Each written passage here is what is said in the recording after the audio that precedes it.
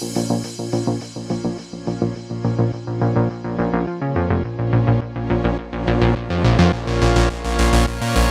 right, welcome to another episode of Talking Metaverse. I'm Tan, and I'm here joined by Nathan C., the CMO of AWE.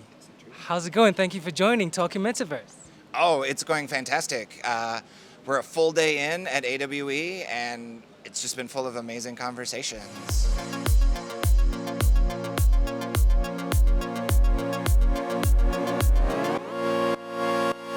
I was expecting rain here in Lisbon. What's happening? There's no rain. Well, as somebody from Portland, Oregon, I feel really comfortable in the rain and decided to bring a little taste of home with me. So I hope everybody's enjoying. But today has been surprisingly dry. It's been so nice. I've been inside most of the day, but I'd have to say that the conversation in the community sure feels like sunshine. So. Beautifully put. Okay, so Nathan, I asked you a question earlier that you blew my mind with the answer. So I'm going to ask it to you again. Yep. So why are you excited about all this? What excites you about this world of AR, VR, XR, metaverse, this emerging technologies? So AR, VR, emerging technology started as a curiosity for me. And the more I dived into it, it actually changed my life in some pretty notable ways. So I'm invested. I'm all in at this point. So when do you remember your first experience? I think you mentioned maybe, was it 2019 or 18? So the first, I've been using AR and VR, 360 video, and as many different XR tools as I can for marketing purposes since about 2015. It was a period where I was working at a design agency, and an experience design agency, and I was on the marketing team, and I was asked to produce an event for a Design Week celebration. And In Portland. In Portland, Oregon. Shout out to Design Week Portland, Sealy Pines and crew. And we hosted an event, and it was a conversation for Design Week about the metaverse and experience design. We had Teresa Chiswick, who was most recently at Stream. We had Gabe Paez, who was just starting to launch The Wild, which was acquired by Autodesk this year. Okay. And we had a couple other folks. We also had Kent Bai moderating the experience, as well as Matt Rowell from 360 Labs, all Portland AR/VR companies, and many who have gone to do much bigger things. We got to have Kent as our moderator when he'd only had about 250 episodes of Voices of VR. He's now got thousands of hours of that. The Wild, after 5 or 7 years, it has had a fantastic exit just recently. So I started asking questions early on and started using the available technology, like 360 video and storytelling, to see what I could do as an event marketer to engage customers and start to understand that new technology. Years passed, and like you said, in 2018, I started working for the AR startup Torch, where I was their first digital marketing director.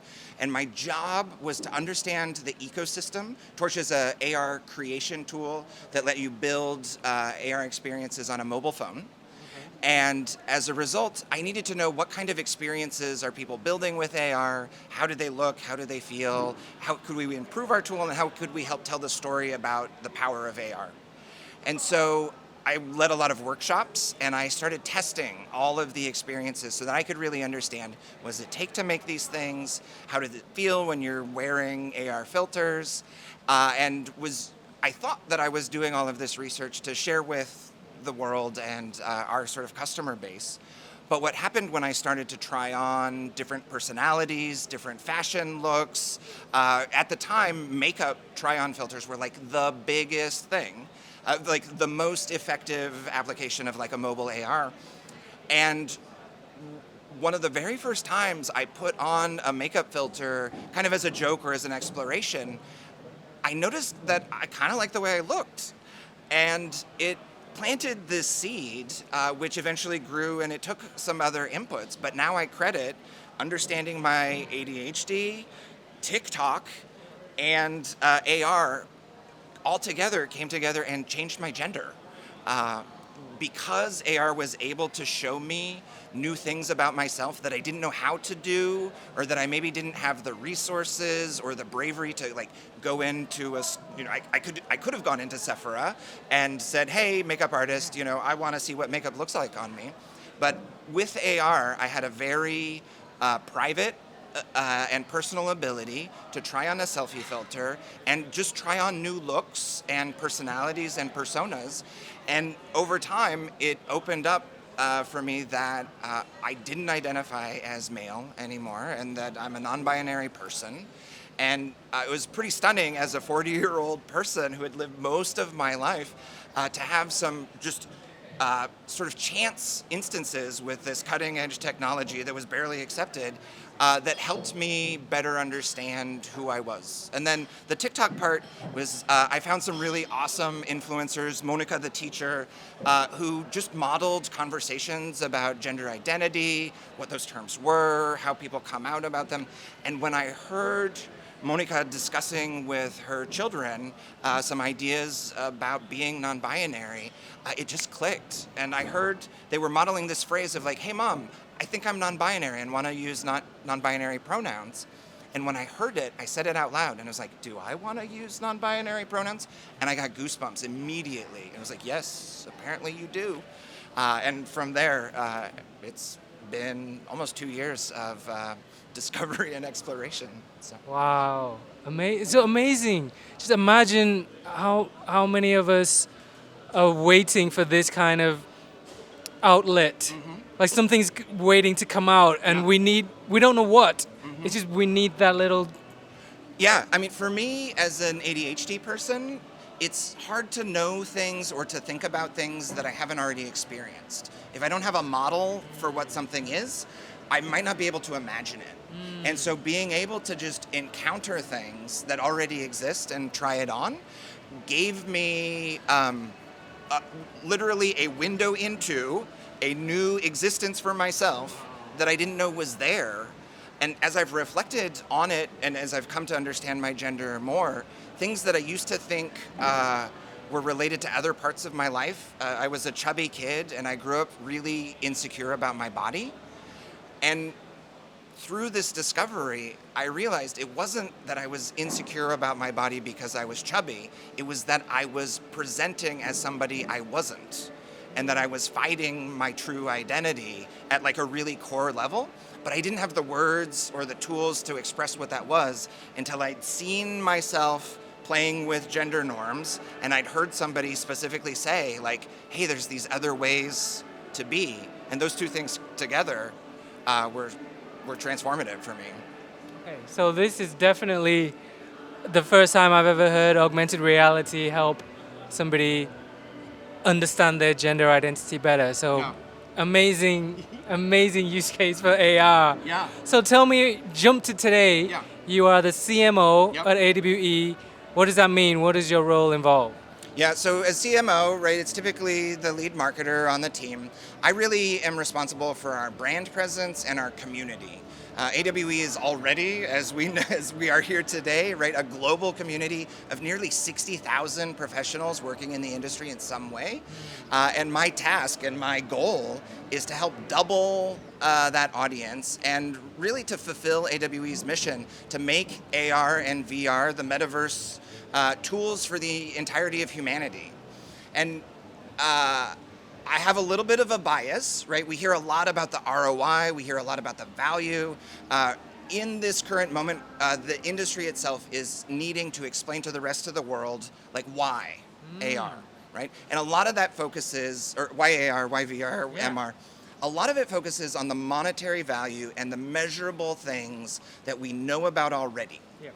And I'm actually starting to advocate quite a lot for these other impacts that XR technologies provides. When we're talking about the cautions or the dangers of XR, people talk about security, they talk about privacy, right? But what they don't talk about is how do these tools affect our identity, our sense of reality, our sense of self, right? When you can augment yourself digitally, and can present in different worlds and experiences, there are other ways that XR can open up people's sense of self, of knowing, other ways that really are not even being considered, right? Like another example, right? Like I couldn't ever meditate. I couldn't ever find time to sit down and be calm and focused and just be. But I started trying on the Trip VR app, and I found that the simple act of putting on a headset that occluded the rest of the world from me and kept me away from picking up my cell phone meant that I could spend 20 minutes in VR and I could finish the meditation, right? So I'm getting improved quality of life. It's not just because of the Trip app, which is I find really fantastic, but it's because I'm going intentionally into another world. It's harder for me to be distracted. And sometimes the things that we're worried about, right, of limiting my view of the rest of the world is actually really positive when the use case is, hey, calm down a little bit, think less, do less. I've noticed it's raining and I see your stuff. Yeah. Do you worry? I guess the camera's probably the biggest one. All right, so we just had to take a quick cut because I was saying there's no rain, but you connected with Portland and you you FedEx the rain. Oh my God. You are in the We gotta continue. No, I'm fine. You're the star here. We have to continue in the rain. Yes. This is gonna be cool. So It's gonna be awesome. I love this. So just to recap, Yes. because of augmented, you discovered the truth about yourself. Yep. Because of VR, you discovered how to access peace and solitude and concentration and meditation. Yeah. That's like the ultimate, what's the word? Testimonial for technology. All right, so let me then ask you, what do you say to the naysayers who are like, whenever there's a new technology, people are always afraid of new technology. Yep. Why do I want to go into the metaverse? Yep. Why do I want to do this? I love the real world. Yeah. What do you say to those people? You're not wrong. I think I had the privilege to talk with Britton Heller from the Atlantic Council, head of AWE in Santa Clara recently, and she called out that really potentially the only people that really want you in AR and VR all the time for a full workday are the people making devices that want to replace your cell phone. I think the answer to most of the problems about like why would we want to be in the metaverse all day long is nobody wants to do that, and that there's always the right amount of metaverse that you can use to have a positive experience that doesn't necessarily require being fully immersed, right? Like for the application of meditation, it's really helpful to give somebody a calm environment. But for the purpose of, I don't know, filing your taxes, there's very little reason to go into an immersive world where keyboards suck, there's horrible UI, and you can't read any of your additional data sources. And in the metaverse, you stay dry. Think about this. Yeah, I mean, so, if we were having an interview in a rainy metaverse, right, we would totally stay dry and that would be amazing. But not every moment needs full immersion. And really one of my favorite directions of XR is revealing the data in the things around us. I don't want to give Google all the credit for this direction, but you see it a lot in the way Google approaches Lens, right? One of the things that Google's hyped off recently about their Lens and their smart AI is live translation that could play in your smart glasses, right? So that's voice data, if you will, that's in a different language and is being translated in real time on your smart glasses so that we can have a conversation with a babblefish, right, if you will, with a digital translator that's giving you just the words that are being said to you and helping you have a conversation, right, building that connection. Oh gosh. You're right. I'm a fan of Yeah. Google. Yeah. I think. And so, another example of this, and sorry to cut you off, is Nike. One of Nike's sneaker apps first test. You got to mention Nike from Portland. Portland represent. I'm definitely not wearing Adidas, who also work in Gravity Sketch. So in the sneakers app, Nike would take a picture of your foot and use AR measurement to understand the dimensions of your foot. Then it would cross-reference the shape of your foot against their entire product catalog, the 3D drawings, the 3D models, the product specs, the reasons why the shoes were built, and would help you understand the best size shoe based on what you were trying to do. Because a basketball shoe, which is thick and sturdy for support and lots of, a specific kind of running, is a very different shoe shape, size, and materials than a track running shoe. And the sneakers app, by just measuring your feet, could cross-reference all of that 3D data, all of those CAD drawings, all of that schematics that Nike has. Yeah. Nike knows that, they planned it. A lot of really smart people spent time building that data set. But all we see in that data set is the shoe that we put on our feet.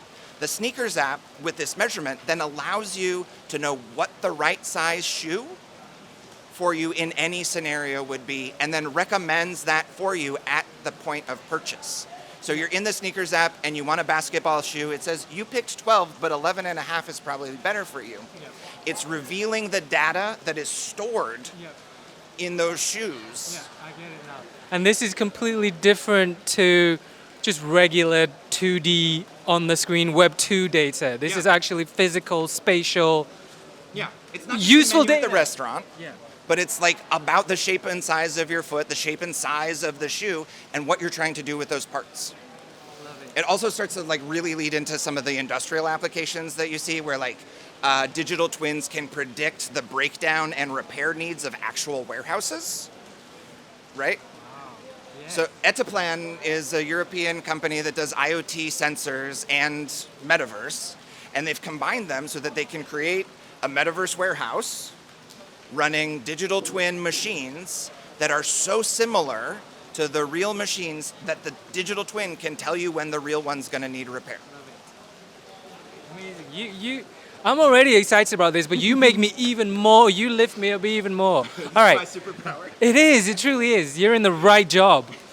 All right, there's so much rain going on. I don't think people can see. But final. No, this is good. This is perfect. I also love realness, so this is great. Keeping it real. Authenticity, right? Exactly. So I want to ask you, I didn't tell you I would ask you this. We haven't prepared this, but I want to ask you to name from the top of your head, currently at AWE, what's caught your eye? Any particular companies, creators, startups, any names that have caught your eye this year? So I'm all about experience, and the Sync Reality booth this year I think is just amazing. They created a dorm room to show you what their product does in a real world environment. And they're specifically focused on this idea of adaptive content, right? Like a lot of time if you're in a mixed reality scenario, you have a boundary around you that protects you from the rest of the space that you're in. Protects you from the desk, protects you from the wall, protects you from tripping over hazards. What they're doing is they're including that reality in your in your experience, and so it creates digital interactive objects out of the physical objects that are in your space. So instead of putting up a wall, it's actually including everything in your space. I love that idea, and I love that they brought a dorm room, with like guitars and parties and video games to really showcase that work in a real life scenario. That sounds like one of those ideas. When it's a cool idea, you always think, why hadn't that been thought before? Because it's hard.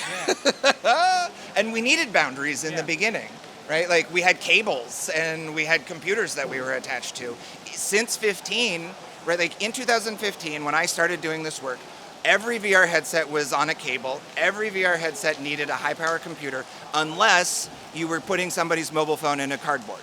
Like Google Cardboard was selling for $20 at Best Buy in 2015. That stuff is free now. And there are no headsets, that need, many headsets don't need that tether, and it's an option. One of the other things that I saw, there's actually the AR Minute, like the video series that I do, is all about, let's not talk about the technology, let's talk to the people, let's talk to the values and things. But the next two things that I'm going to tell you are totally technological. Tell me.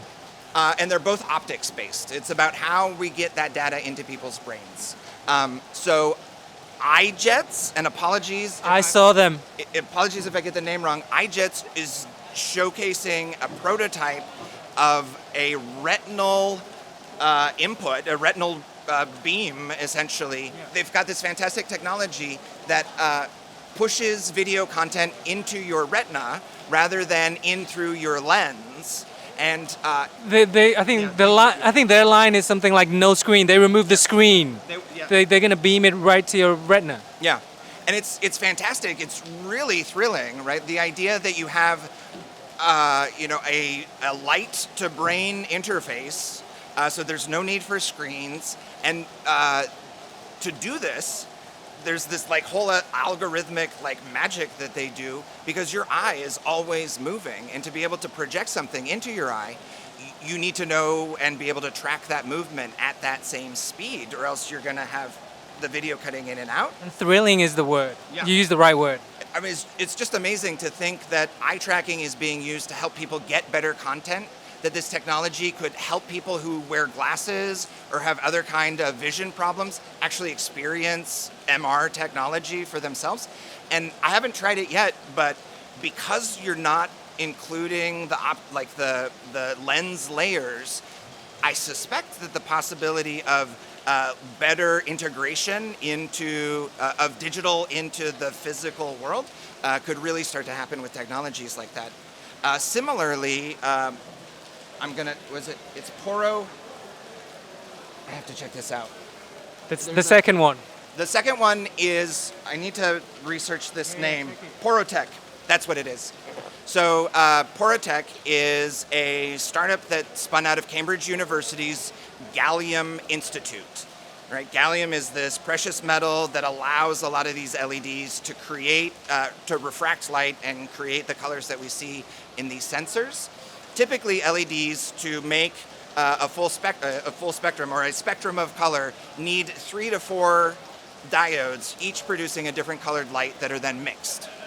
What Porotech has been able to do is create a single emitter LED that has a full spectrum light processing capability. So instead of 4 pins, 4 diodes, 4 colors, you have one LED, one emitter, one layer that can produce a much broader spectrum of natural and realistic light.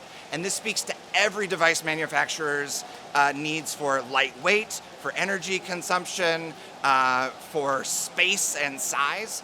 Condensing those 4 LEDs and all those pins and connectors into one object is just amazing. I'm totally watching them over the next year. Yeah. Nathan, I could do this all day with you. Yeah. But the rain, a little wet. This is crazy. I love the fact that we're doing this in the rain.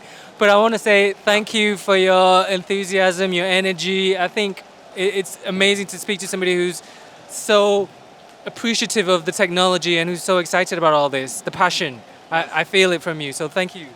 Oh, thank you for asking. It's really special to be able to share my story and this passion. I've got a lot of it. So.